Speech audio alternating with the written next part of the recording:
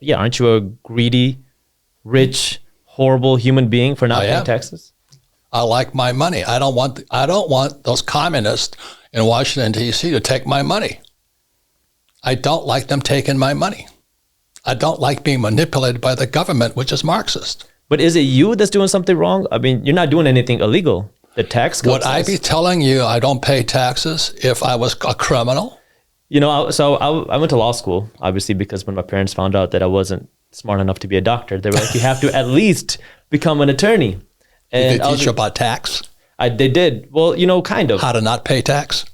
Not really. Okay, that's what they didn't teach you that but either. I did read your book before going into law school. So I tried to focus my law on business and tax law. And my tax professor, very interesting, before the first day of class, sent out an article about how rich people legally evade taxes. There's a difference between evade and avoid, isn't there? Yeah, and it was very interesting. What's the difference between evade and avoid as an attorney? Well, avoid, you're doing it legally. Evade, you're doing something wrong. Yes. What I do is I avoid, I don't evade. Corporate law comes out of Amsterdam. You know that, right? Mm-hmm. But they don't teach you that stuff. They teach you American, but not international law. And we're going into a global economy more and more every single day.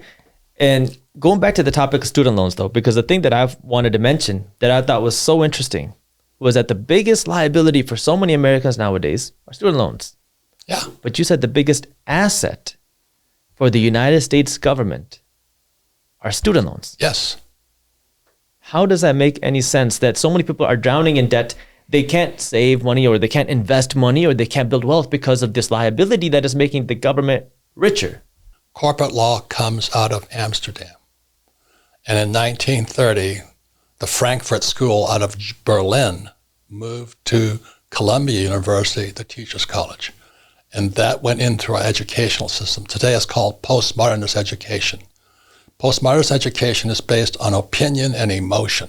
STEM, science, technology, education, engineering, and math is out. So it's just based upon emotion and opinion. So here I'm quoting you history, and I'm telling you the law, but people get all emotional and reactionary and call me a crook, a capitalist, and all that. Well, that's what our schools are teaching us. That's why I hate to say this. Most school teachers are Marxist, but they never studied history. They don't know what they're teaching. So in 1971, Nixon took the dollar off the gold standard. What does that mean? We could print as much money as we could. That meant the only way the economy could expand was through debt and taxes. Okay, if you understand that, so that's why when the American consumer got racked up with debt and the U.S. government is racked up in debt, the next person that wanted the money were the teachers' unions. And so that's why Obama passed that student loan stuff. And now our young people are strapped in debt because that's the only way the economy can expand is through debt. So we screw our young people, then they accuse people like me of being a conspiracy theorist. But I studied history. In one of your recent books, Fake, you inspired me to pull out a $100 bill because you said that on money, it says, in God we trust. Right. But this money wasn't created by God. This paper money was invented by the government. Correct. So why are we throwing God around to try to get people to believe this money? Well, number one, Marx was anti-Christian, if you study his works. And so that's when you look at history, I'm not saying it's my opinion of him. I read his work. So when you study that stuff, and Americans are so gullible that if Jesus said it, it must be true. I said, well, I don't know about Jesus. I don't remember him saying that. But anyway, I mean, I was raised Christian. I don't go to church anymore. I believe in God and all this stuff. I respect all religions. That's what it is. You want to be a Hindu, Muslim, Jew, whatever. It's up to you. It's a free country. So I don't get into that stuff. But in 1964, it didn't say, in God we trust. Really? It said a silver certificate. Oh, you're full of shit, Kiyosaki. Well, check history, assholes.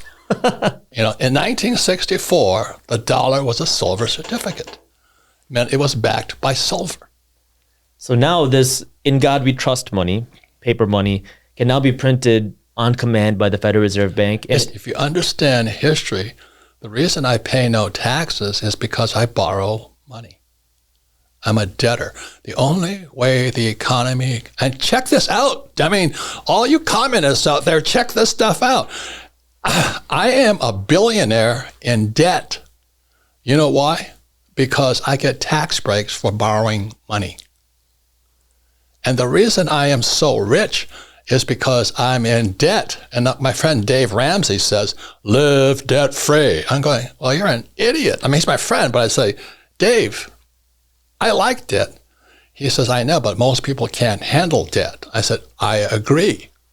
But that's why there's no financial education in schools, because if you knew how to handle debt, you wouldn't save that crappy dollar you have in your hand. I'd rather borrow the money tax-free. And then do what with it? Huh? And then do what with it? I have to invest it to make more money. Everybody thinks it's real estate, stocks. When I talk to most idiots out there, they go, oh, I have a 401k. I go, well, you've been sold a bill of goods, sweetheart. The government sponsors this 401k. I said, no, the Federal Reserve and Wall Street sponsors it. If you study history, in 1974, there was an act called the ERISA Act, Employee Retirement Income Security Act. That led to a thing called the 401k. And that was in 1974, just after Nixon took the dollar off the gold standard, and then the economy could boom through the stock market. So do I own any stocks? No, because I'm not a communist. I am a capitalist. I don't have to buy stocks. I invent my own. That's what capitalists do. So you create value. Yes. But are you worried then about innovation and how that could potentially affect things? I borrow money. The more money I borrow, the less tax I pay. So what happens? So let's say I own a commercial building. I buy it for $1 million. It goes up to $10 million. Most guys would sell it. The moment you sell, let's say, a basis of 1 million to a basis of 10, I have a $9 million capital gains. So instead of selling it and flipping it like those flippers do, I don't flip, I don't sell. See, the moment you sell, as you know, as an attorney, you've now executed a capital event, a taxable event. So what I do is, let's say I buy a property for $1 million, it goes to $10 million. I'll borrow out $5 tax-free. And they go out and buy some more. You keep doing it again and Jesus. You're an attorney. You're pretty good. Well, I don't practice as an attorney, but I do have the attorney name behind mine. It helps. I know it does help. Exactly as I said, people are afraid of attorneys because they don't know the law. But what's going to happen to our economy then? Because we're screwed. We've seen this happen, and you talk about this in civilizations from the Roman Empire to Venezuela to the Weimar Republic. Anytime someone starts debasing the value of their money with something fake, how does that affect? I mean, what's in our future? Well, I got taken down from Twitter, that communist organization out of Silicon Valley. No, those guys are sponsored by China.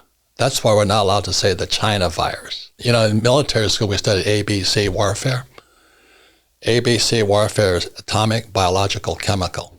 COVID-19 is biological warfare. So you think that the COVID-19 was started by the Chinese on purpose?